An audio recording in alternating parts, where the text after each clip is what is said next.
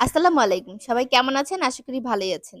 তাল কুড়াতে এসে একটুর জন্য তাল মাথার উপরই পড়েনি। তাল পড়েছে অনেকগুলো, সেগুলো নিতে এসে আবার তাল পড়েছে। তো এই সময়ে প্রচুর পরিমাণে তাল পড়ে। এখানে থাকা এই রাস্তা দিয়ে হাঁটাও অনেক বিপজ্জনক। বাড়ির পাশেই একটা তাল গাছ আছে, সেখান থেকে আমরা তাল কুড়িয়ে নিচ্ছিলাম। তো এই দেখুন তালগুলো খুবই সুন্দর। এগুলো এখনো পাকেনি। কিছুদিন রাখার পর এটা পাকবে, তখন এটাকে আমরা সংরক্ষণ করব। তো এই তো ২-৩ দিন পর তালগুলো যখন পেকে গেছে, নরম হয়ে গেছে, তখন এগুলো ধুয়ে ভালোভাবে আঁশ ছাড়িয়ে নেওয়া হচ্ছে।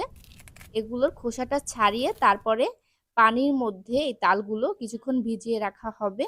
তো এই তালগুলোকে ভিজিয়ে রেখে এটাকে একদম এটার রসটা বের করে নেবে হাত দিয়ে ছেনে ছেনে, যখন একটু নরম হয়ে যাবে এরপরে এটাকে ছেঁকে আঁশটা বের করে জাল দিয়ে ঘন করে এটাকে ঠান্ডা করে ফ্রিজে রেখে সারা বছর খাওয়া যাবে। আমাদের গ্রামে এভাবে তালের রস বের করে পিঠা বানানো হয়। আপনাদের গ্রামেও কি এভাবে পিঠা বানানো হয়? সেটা অবশ্যই আমাকে কমেন্টে জানাবেন। তো এটার রস বের করে এই আটিটাও কিন্তু ফেলা যাবে না। আটিটাকেও কাজে লাগাবে। এটাকে রেখে দিয়ে ২-৩ মাস পর যখন শিকড় বের হবে তখন এটাকে কেটে ভিতরের ফোপড়া বের করে নিয়ে সেটা দিয়ে মোরব্বা বানানো যায় এবং এমনিতেই খাওয়া যায়। দেখুন কতগুলো তাল, অনেক তাল হয়েছে।